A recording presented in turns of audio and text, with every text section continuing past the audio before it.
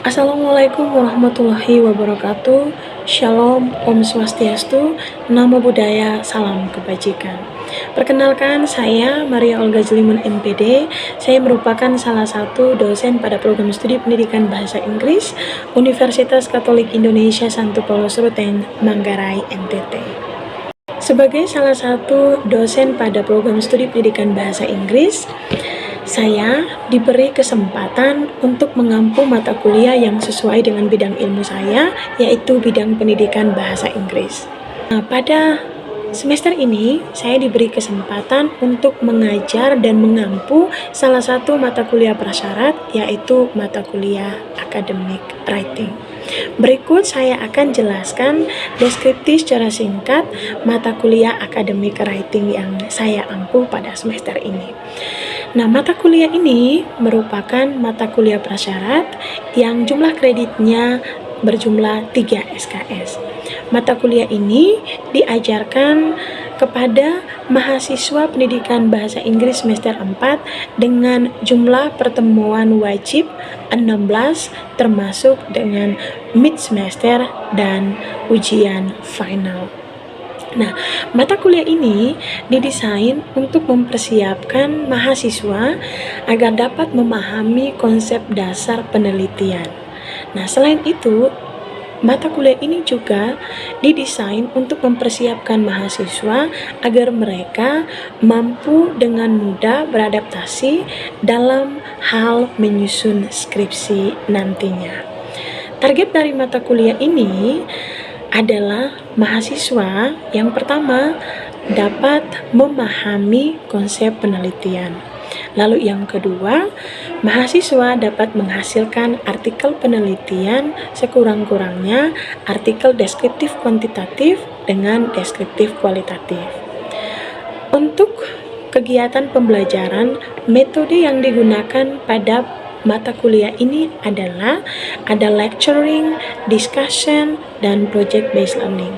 Project-based learning ini digunakan sebagai salah satu metode pada mata kuliah ini karena beberapa pertemuan yang nanti mahasiswa memang dipersiapkan dan diminta untuk melakukan penelitian dan menghasilkan artikel ilmiah. Nah, untuk asesmen penilaian, saya sebagai dosen akan menilai kinerja mahasiswa mulai dari tugas harian, lalu mid semester sampai kepada finalnya, yang nanti lengkapnya akan disertakan pada RPS dari mata kuliah ini. Nah, untuk mengajar mata kuliah ini, saya sebagai dosen tentunya harus menggunakan sumber sebagai rujukan. Saya menggunakan dua sumber utama dan juga dua sumber pendukung. Untuk sumber utama, saya menggunakan buku elektronik yang ditulis oleh Sini, Mary, dan teman-teman pada tahun 2019 dengan judul buku Academic Writing Handbook for Learners in the Future Education and Training. Dan yang kedua adalah buku yang sebetulnya ditulis oleh John Creswell tetapi tulis kembali oleh Stadlander pada tahun 2009 tentang metode penelitian, yaitu Qualitative, Quantitative, and Mixed Method Research. Lalu untuk sumber pendukung, saya sebagai dosen menggunakan juga artikel ilmiah yang sudah dipublikasikan di jurnal. Nah, salah satu artikel yang saya gunakan adalah artikel yang ditulis oleh Pratama dan kawan-kawan pada tahun 2022 dengan judul An Analysis of Students' Writing Skill in Progressing, a case study of the first semester Diploma students of English Language and Culture Department of Dharma Prasada University. Lalu sumber pendukung kedua yang saya gunakan adalah artikel yang ditulis oleh Basori pada tahun 2016 tentang strategi dan teknis parafrase dalam academic writing. Nah, untuk lebih lanjutnya, saya akan menampilkan video pembelajaran yang akan dilaksanakan di dalam kelas. Berikut merupakan cuplikan video pembelajaran yang saya lakukan. Good morning, everyone. Good morning, Mom. How are you this morning? Very fine, Mom. Okay, I'm good, thank you. Well,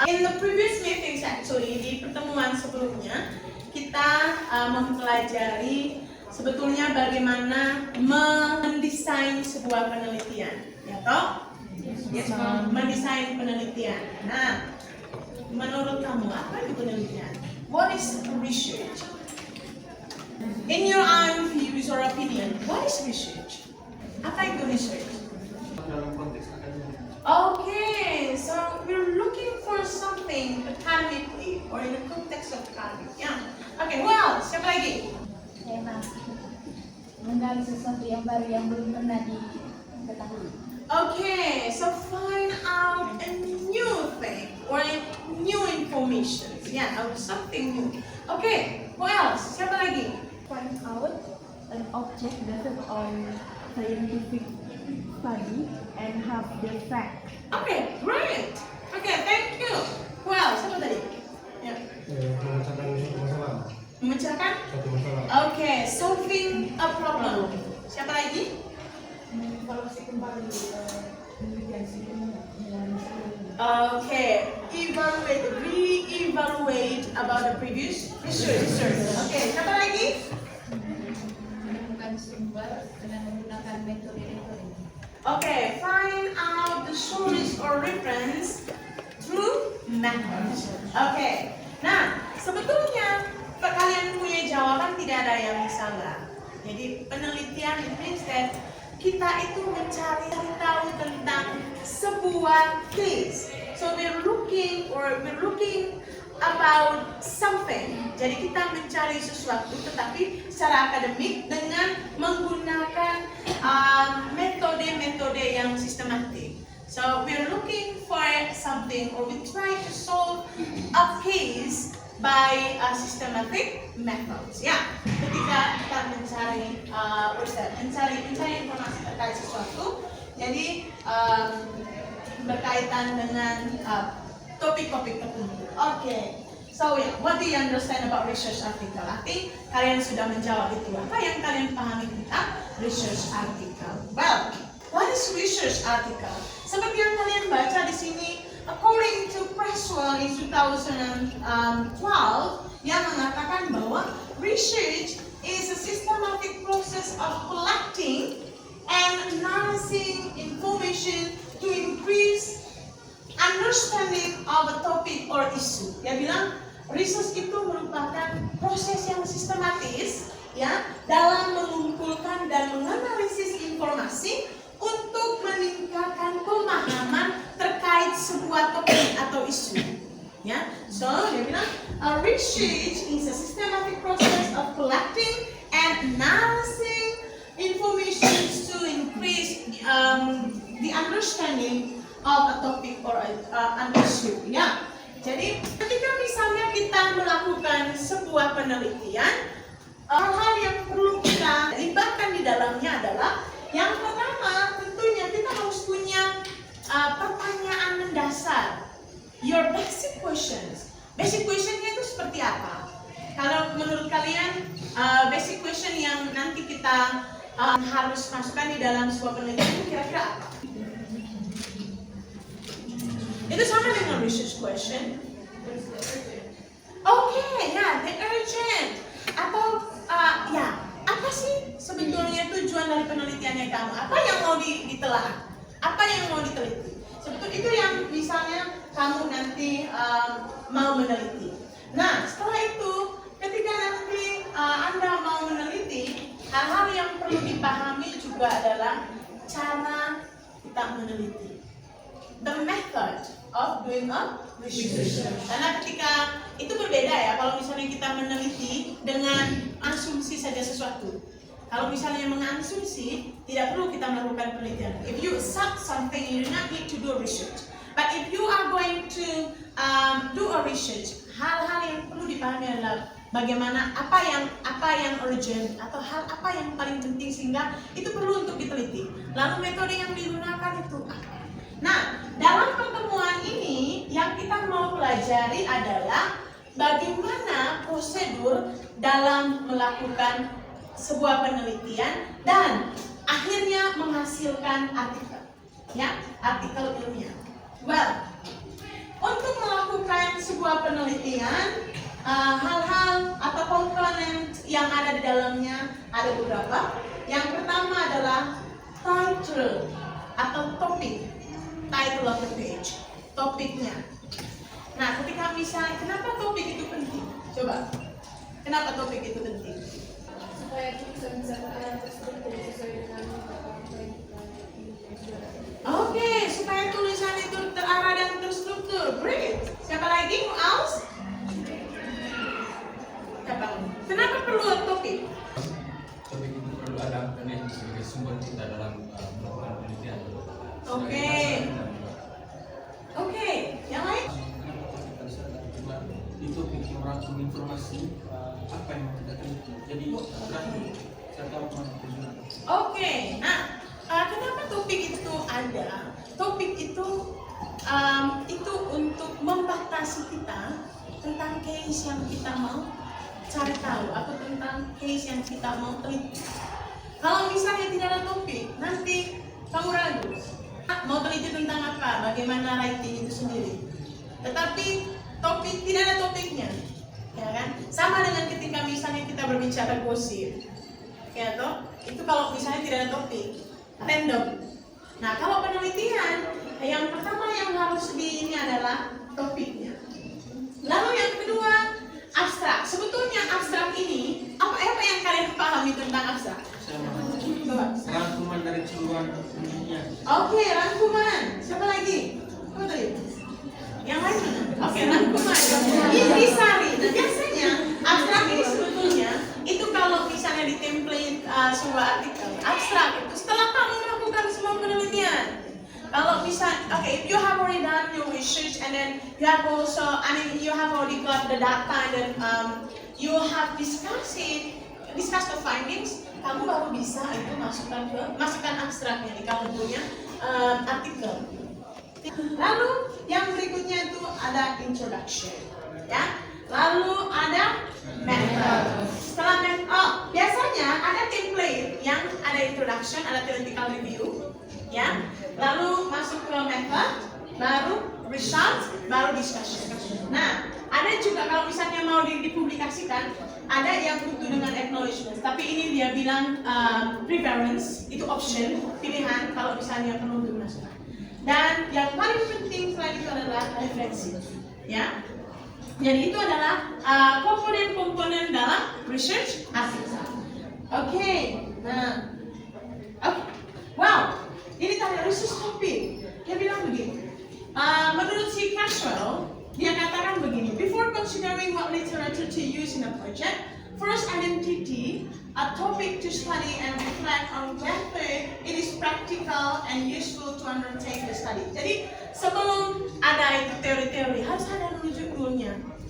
Kenapa? Ya supaya bisa merefleksikan bahwa apakah judul ini penting untuk diteliti atau tidak, ya toh? Nah, pada pertemuan sebelumnya itu kan kamu buat judul, ya toh? I ask you to construct your own topic. Nah, ada yang datang bawa dengan 10 topik, kadang 10 ini topik, tapi sama saja isi dalamnya, ya? Dan saya coret. Nah, hal itu kenapa? Karena ya hanya tidak ada, there's not something to be analyzed there, ya, tidak terlalu urgent untuk dianalisis. Jadi itu makanya ada yang sampai Tuhan, sampai kapankah ini berakhir? Ya, baru andaikan kau. Nah, itu kan bagian dari apa? Ya, itu bagian dari prosesnya. Harus tahu topiknya.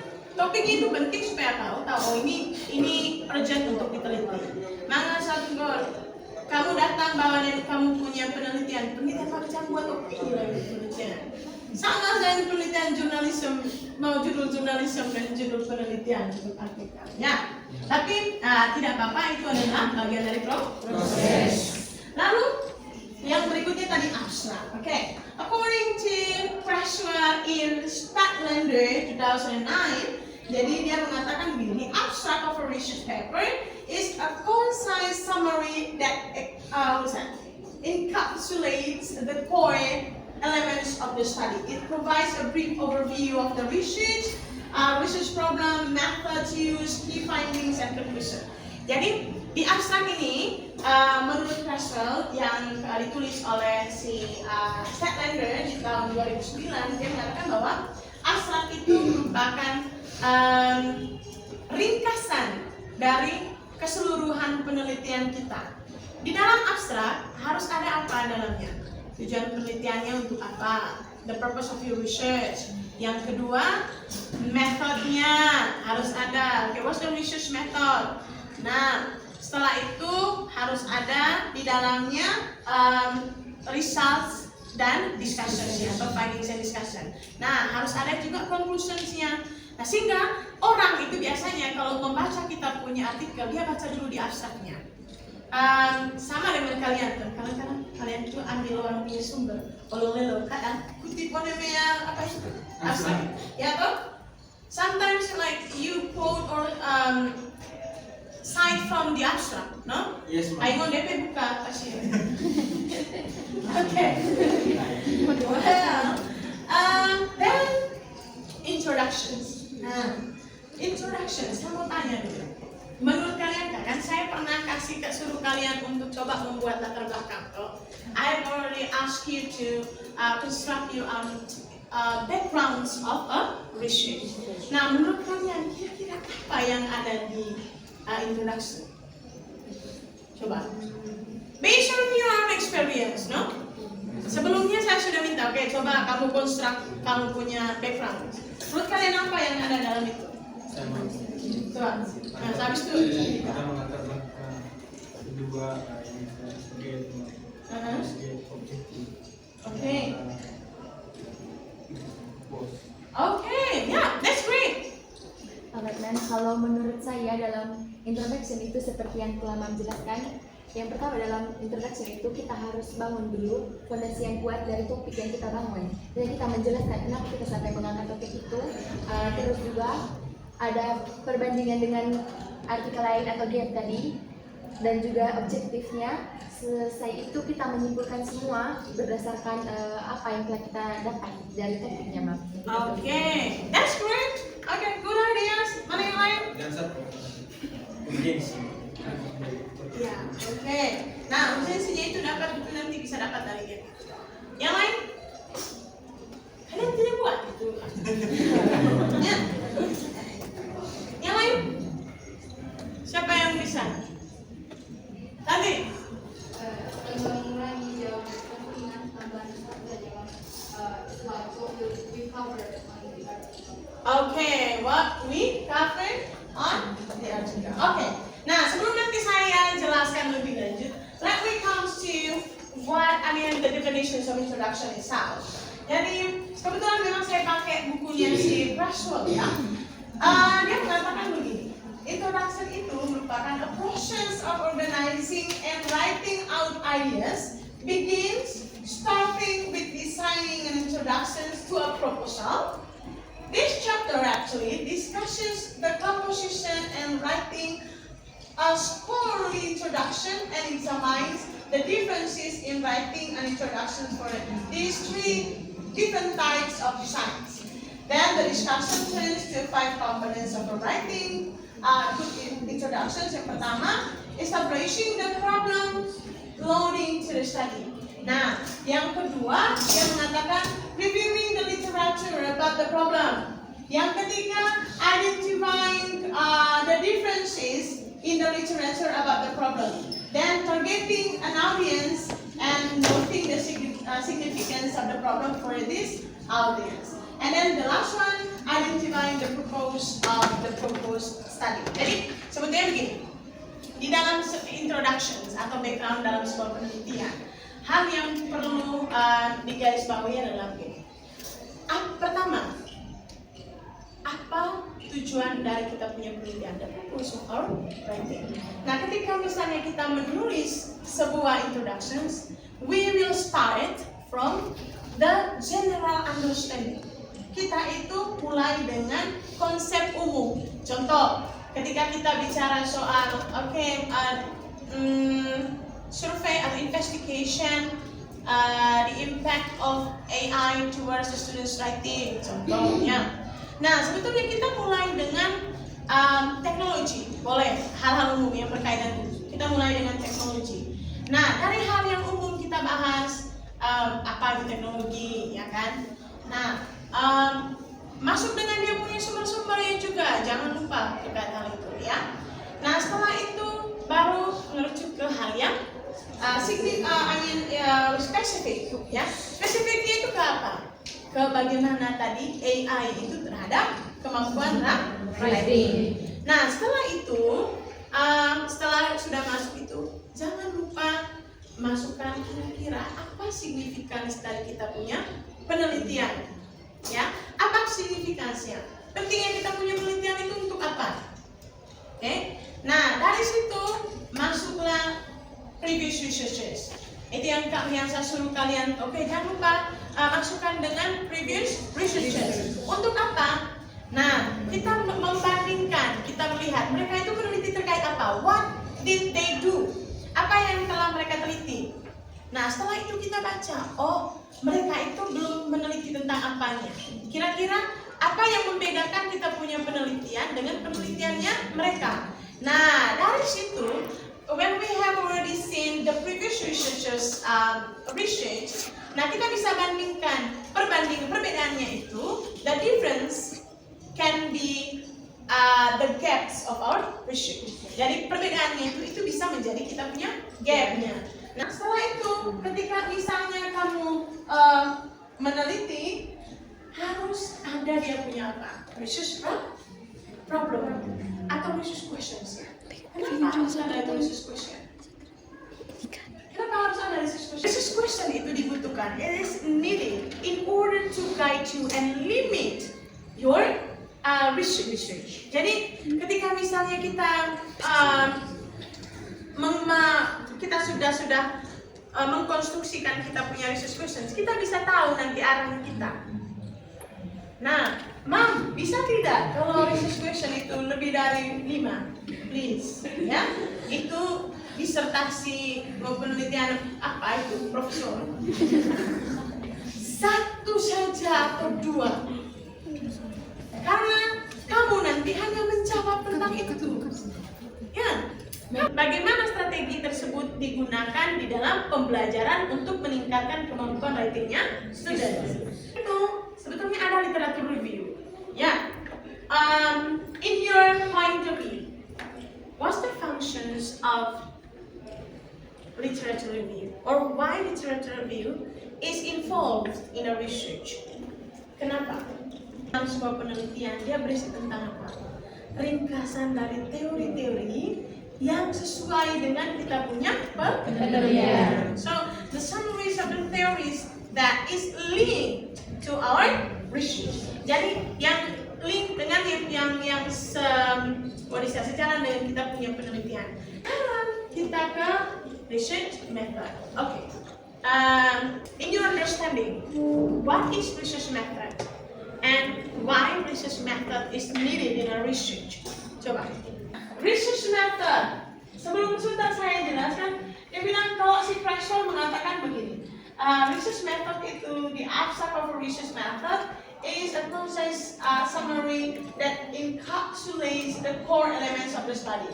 It provides brief overview of the research problem, purpose, procedures, and key findings, typically with a limited word count. Essentially, it's a snapshot of the entire research process, designed to quickly inform readers about the study's assets. Apakah itu kualitatif, kuantitatif, mixed method kah, atau eksperimental kah? Itu harus jelas. Subjek itu penting, kenapa? Ya, karena itu bicara soal where the data comes from. Itu bicara soal dari mana data itu berasal, ya toh? Nah, setelah subjek atau objek penelitian apa lagi? Collecting data. Apa? Procedures of collecting data. Nah, procedure of collecting data. Itu adalah procedure of collecting data. Bisa pakai survei, bisa pakai interview, bisa pakai observation. Nah, setelah procedure of collecting data ada apa? Instrumen.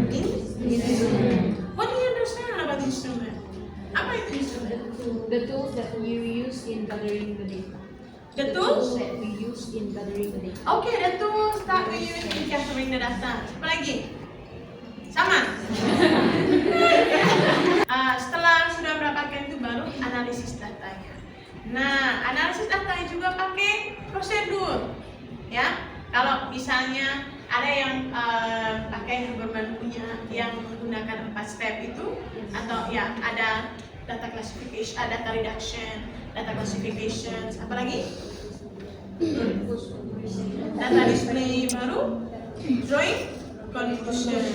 Jadi ada yang seperti itu.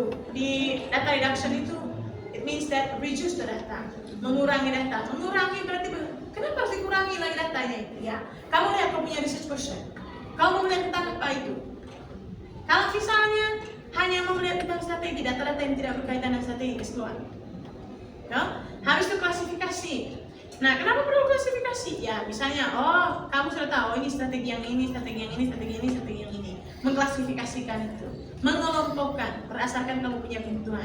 Baru data display, baru drawing conclusions. Nah, setelah itu nanti masuk ke findings and discussions. Ada findings and discussions. Jadi dia bilang a result of the research. The result of the research, according to Castro, dia mengatakan bahwa it is the understanding of a topic or issue derived from the systematic collection and analysis of information. This understanding is achieved through a process involving specific methods and approaches depending on the nature of the research questions. Jadi, si Castro mengatakan bahwa result dari research itu merupakan pemahaman tentang sebuah topik atau isu yang sebetulnya didapatkan dari informasi yang telah kalian gali. Jadi hasilnya dari informasi yang kalian sudah gali. Nah, di result of the research itu adalah data-data yang kamu dapatkan, yang tadinya berdasarkan kamu punya research question. Data-data itu yang ada di findings, ya. Data-data itu yang ada di findings. Menurut saya, di discussion itu kita menganalisis data-data yang kita dapatkan di finding dan cara menganalisisnya itu apakah menjawab judul atau tidak. Okay, that's great. Ya. Kalau menurut saya, Mam, di discussion itu kita itu menjelaskan lebih lanjut dari finding yang di atas. Oke. Di discussion itu berarti kita menginterpretasikan makna dari data-datanya kita. Kita menginterpretasikan sudah itu. Setelah kita menginterpretasi, kita coba masukkan mereka ke dalam konteksnya kita. Makanya ketika saya memintakan, oke, nanti kita ada buat research artikel. Apa yang nanti kalian buat di situ di discussion itu seperti ini, ya toh. Nah, setelah itu ada conclusion. Conclusion itu berarti apa? Betul bahwa di dalam sebuah kesimpulan means that the summary of the goals of your research, the aims atau the purpose of your research, lalu hasilnya seperti apa? Nah, bisa saja di dalamnya kamu ada namanya recommendation, ya, recommendations. Entah recommendation untuk siapa gitu, ya. Nah, paling tidak bahwa, oh ya, kamu bisa menyimpulkan kamu punya penelitian ini bermanfaat atau tidak, seperti itu. Lalu the last part is apa? References, Ma'am. Kenapa penting itu referensi? Itu adalah penjelasan terkait the procedures in constructing an article, a research article. Okay. Nah, sekarang questions. Imam. What did you get from the explanation? Coba. What did you get from the explanation? Apa yang kamu dapatkan dari penjelasan tadi?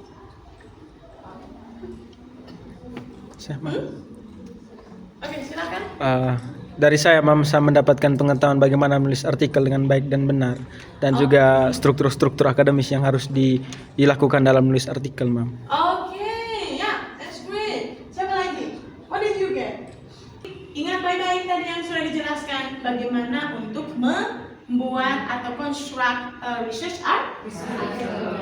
Oke, nah kalau begitu nanti ke depannya kalau misalnya ada hal-hal yang perlu dipertanyakan silakan. Dan untuk berikutnya nanti dia desain. Mulai dengan kamu punya topik, ya toh. Mulai dengan topik, baru nanti kalau sudah selesai topiknya, baru dibuat dia punya introduction dan seterusnya seperti itu.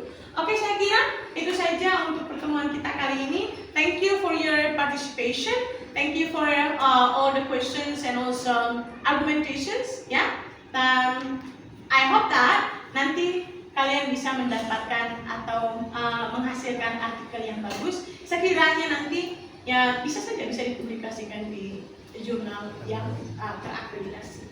Oke, itu saja. Thank you and see you in the next lecture. Thank you, Ma'am. Thank you, Ma'am.